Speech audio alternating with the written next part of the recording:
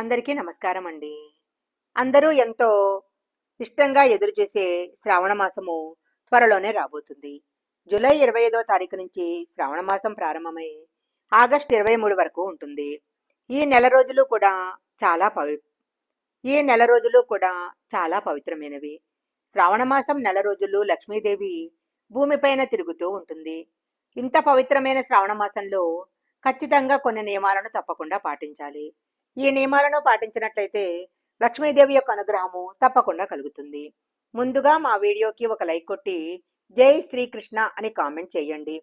July 25వ తేదీ నుంచి శ్రావణ మాసం మొదలవటంతో పాటు ఆ రోజు నుంచి గజలక్ష్మి యోగం ఏర్పడుతుంది. గజలక్ష్మి రాజయోగంతో ఏర్పడుతున్న శ్రావణ మాసము చాలా శక్తివంతమైనది. శ్రావణ మాసంలో శుక్రవారాలకు మంగళవారాలకు ఎంతో ప్రాధాన్యత ఉంది. శ్రావణ మాసంలో వచ్చే ప్రతి శుక్రవారానికి చాలా విశిష్టత ఉంటుంది. అలాగే శ్రావణ మాసంలో వచ్చే మంగళవారాలు, శనివారాలు అన్నీ కూడా చాలా ప్రత్యేకతను కలిగి ఉంటాయి. శ్రీనివాసుడు యొక్క జన్మ నక్షత్రము శ్రవణ నక్షత్రం కాబట్టి శ్రావణ మాసంలో వచ్చే శనివారం రోజు వెంకటేశ్వర స్వామిని పూజించినట్లయితే కోటి జన్మల పుణ్య ఫలితం లభిస్తుంది. శ్రావణ మాసంలో వచ్చే ప్రతి శనివారం రోజు వెంకటేశ్వర స్వామిని తులసి దళాలతో పూజించాలి. పూజా గదిలో పిండి దీపాలను వెలిగించాలి. శ్రావణ మంగళవారము గౌరీదేవిని పూజిస్తే ఆడవాళ్ల యొక్క సౌభాగ్యం వర్ధిల్లుతుంది. భర్త యొక్క ఆయుష్, ఆదాయం కూడా పెరుగుతాయి. పెళ్లిగాని అమ్మాయిలు మంగళగౌరి వ్రతాన్ని గనక చేసుకున్నట్లయితే త్వరలోనే వివాహం జరుగుతుంది.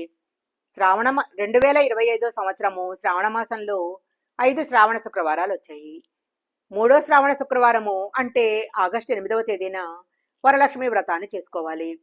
ఈ రోజు ఏదైనా కారణాలతో వ్రతం చేసుకోవడానికి కుదరకపోయినట్లయితే తర్వాత వచ్చే ఏదో ఒక శుక్రవారం రోజు వరలక్ష్మి వ్రతాన్ని చేసుకోవచ్చు.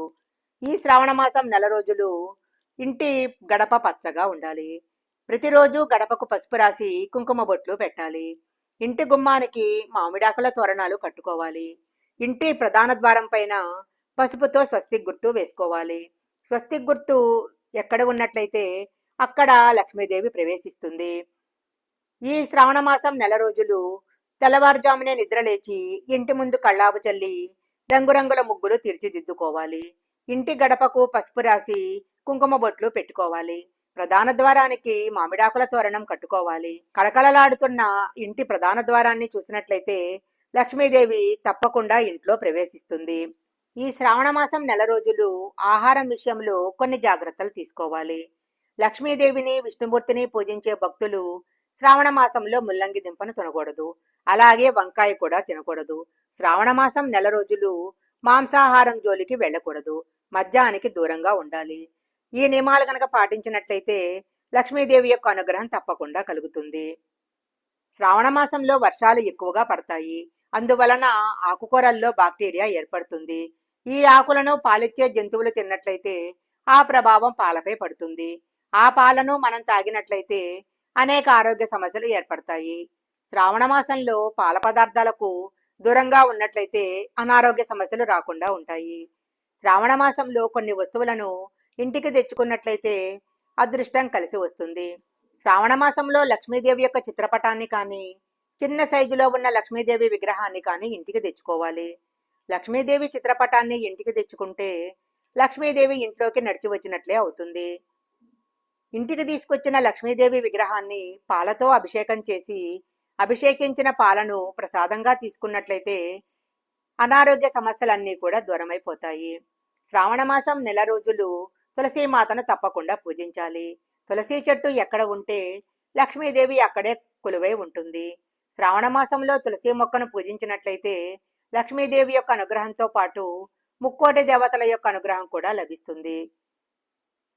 ప్రతి శ్రావణ శుక్రవారము తులసి కోట ముందు నెయ్యి దీపం వెలిగించి తులసి మొక్కకు ధూపం వేయాలి. ఇలా చేస్తే లక్ష్మీదేవి యొక్క అనుగ్రహము తప్పకుండా కలుగుతుంది. మీ ఇంట్లో ఇంతవరకు తులసి మొక్క లేనట్లయితే ఈ శ్రావణ మాసంలో తులసి మొక్కను ఇంటికి తీసుకొచ్చి నాటుకుని ప్రతిరోజు పూజ చేసినట్లయితే అమ్మవారి యొక్క అనుగ్రహం తప్పకుండా కలుగుతుంది. మనం ఇంట్లో పూజించే తులసి మొక్కను కుండీలో మాత్రమే నాటుకోవాలి. నేలలో ఎట్టి పరిస్థితుల్లో నాటకూడదు. శ్రావణ మాసంలో ఒక నెమలి పింఛాన్ని ఇంటికి తెచ్చుకొని పూజా గదిలో పెట్టుకోవాలి. పూజ పూర్తయిన తర్వాత నెమలి పింఛంతో దేవుని పటాలను విసరాలి. శ్రావణ మాసంలో వచ్చే సోమవారం రోజు శివుడికి అభిషేకం చేయాలి.